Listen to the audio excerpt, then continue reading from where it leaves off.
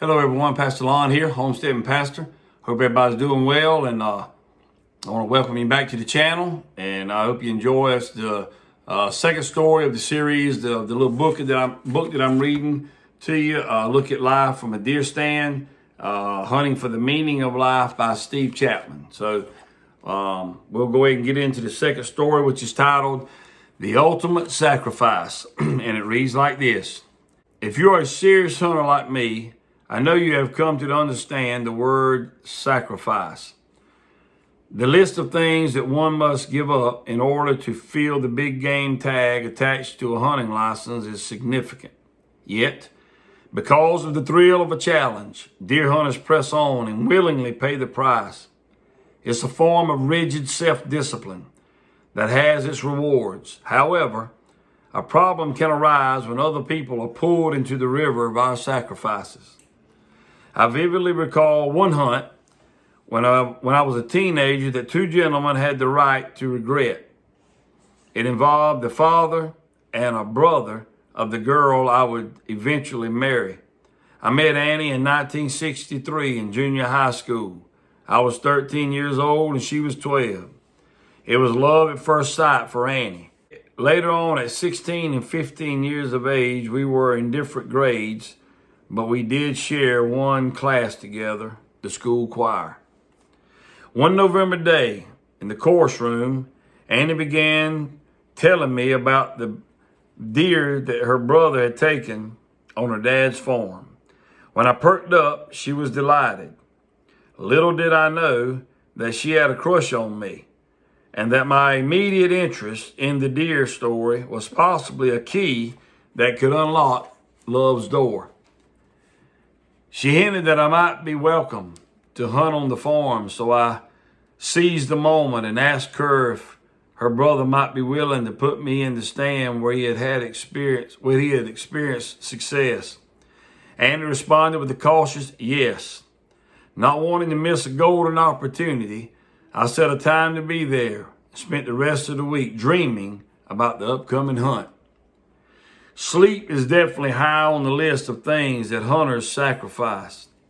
When the next Saturday finally came, the alarm roused me from my warm bed at 2:30 a.m. And I was out the door and on my way to the Williamson farm by 3:30 a.m. The real reason for my early departure was I was afraid I wouldn't be able to find their farm in the pre-dawn darkness. And it would have been tragic to have missed such a grand hunting opportunity. Therefore, giving up my sleep in order to arrive there at the right time seemed a safe thing to do. As it turned out, I drove up their lane around 3:45 a.m.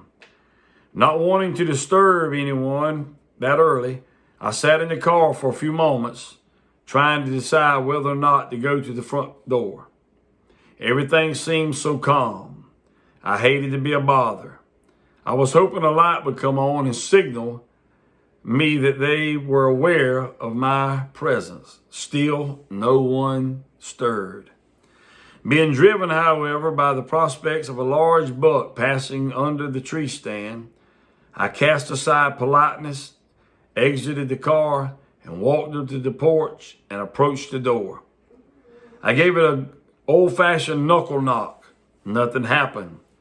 I waited a few cold minutes and tried it again. No response. I rapped one more time with vigor, and aha, the light snapped on. About a minute later, I heard the lock turn from the inside.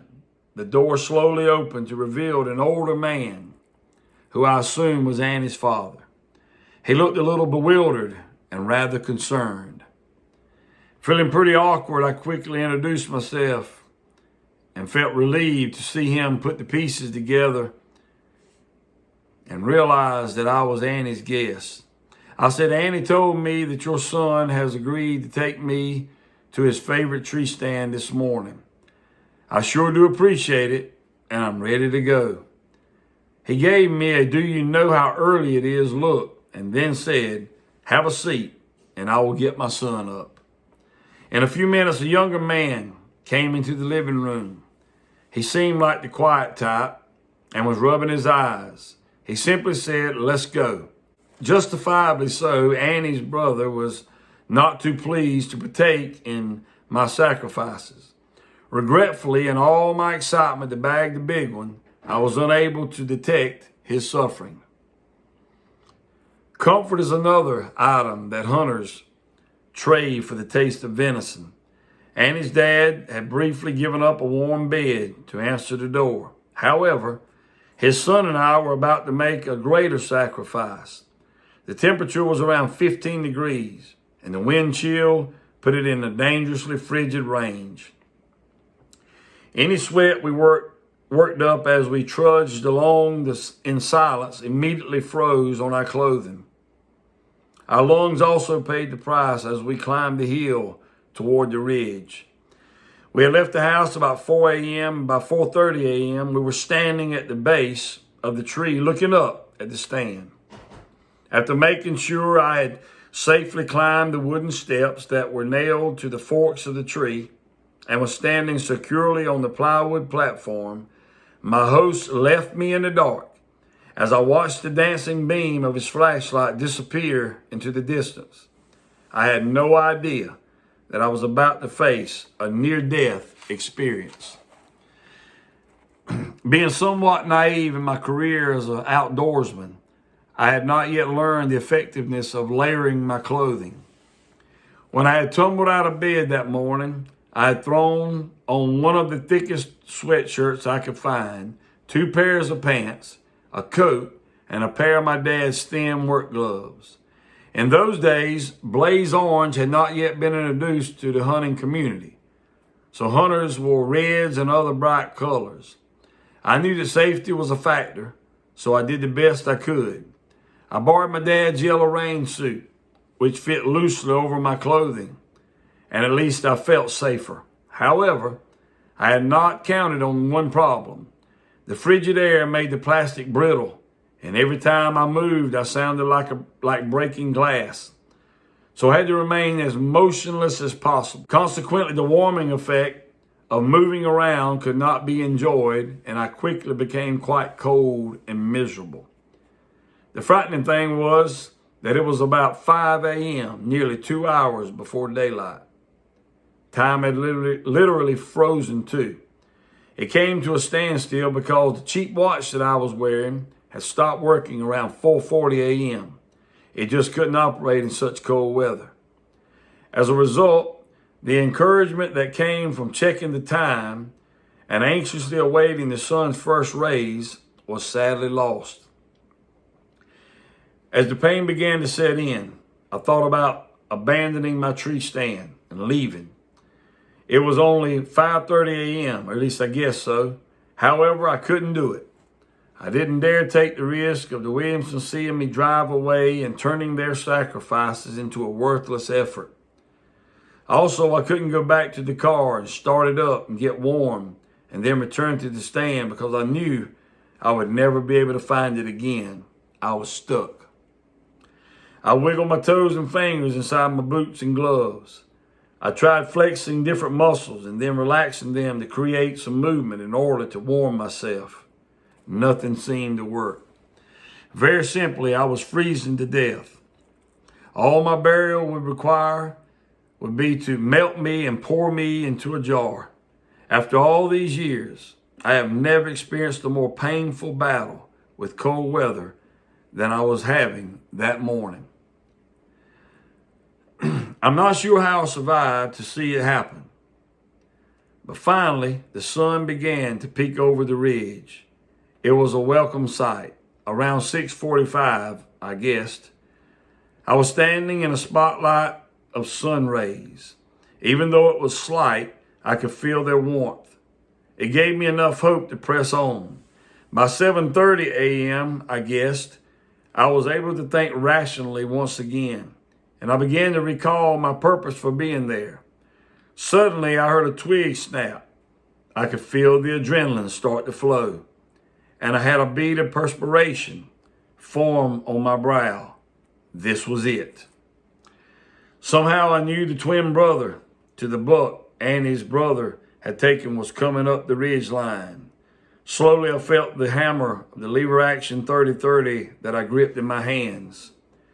As I prepared for a shot, I mentally began to rehearse the speech that I would give at the local hunting club, since I would probably receive a reward, the award for the biggest buck. Suddenly, out of the midst came the source of the noise. Walking right up to my tree stand, my trophy, looked up at me and said, "Seen anything this morning? Sorry to bother you. Guess I'll be going now." What a brutal addition to the discomfort I had endured already.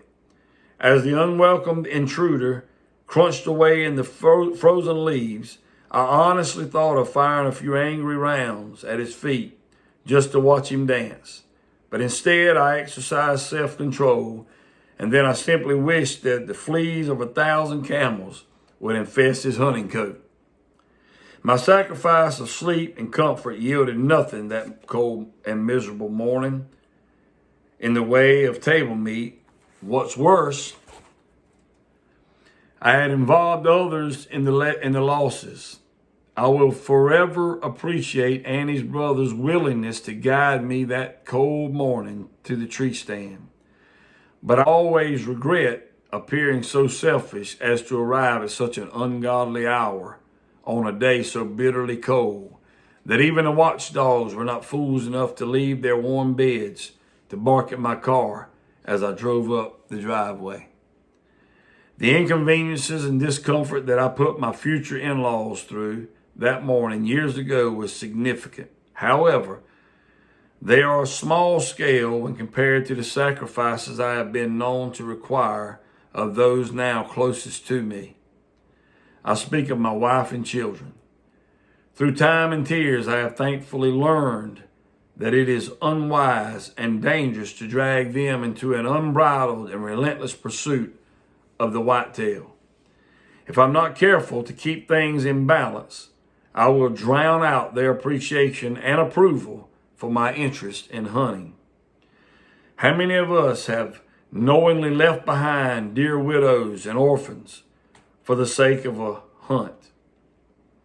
Have we, in our untamed enthusiasm for a close encounter with the whitetail, allowed our families to experience the loss of emotional rest, of mental comfort, of precious time with their husband and father or wife and mother, and even the loss of limited financial resources? It is indeed a temptation that is hard to resist. Perhaps some of us, however, have felt the bitter cold wind of the potential loneliness that would result and have awakened in time to the need to make the critical adjustment to our outdoor lifestyle. Those who have done so know that it is not by any means an easy challenge to make. I have decided that my wife and children are much more important than any animal or fish or golf ball, or job, or any other pursuit that would require too much of their lives. By the grace of God, this hunter has come to grips with the fact that while getting close to a whitetail buck is an incredible challenge, which I enjoy with a passion, a much greater challenge is to see how far away from a deer I can get when I realize that pursuing it is costing my family too much. For a hunter, that is the ultimate sacrifice. I hope you enjoyed this second story, The Ultimate Sacrifice. It's got a lot of good messages in it. I'd like for you to leave some comments below and let me know your take on it, what you got out of this little story. But for me, it's to remind us that we should never put anything before God Almighty, of course, but before our family. Our family should not have to sacrifice, or our hobbies should not be put on the forefront of our life or be the main part of our life at the expense of our family members and our loved ones. Nothing wrong with going deer hunting, nothing wrong with fishing, nothing wrong with working your job, of course, or playing golf, or whatever your hobby may be, or whatever your desire to go out and do may be. But as long as it's not at the expense of our family, it's called balance. Like he said in here, you got to have the right balance in life. So that's some of what I got out of this little story. I hope it helped you, whether it's deer hunting, whether it's golfing, whether it's too much overtime on the job. You know what you're dealing with. So this is based on the deer hunting story from this man's life. But at the same time, hunting for the meaning of life, this can relate to anything we got going on in our lives. So hope it's a help to you. Leave some comments below, and I'll catch you on the next story. And until next time, remember, Jesus Christ loves you, and Jesus Christ is the answer for any and everything we're dealing with in life. Hope you have a wonderful rest of the week. God bless you all. Bye-bye.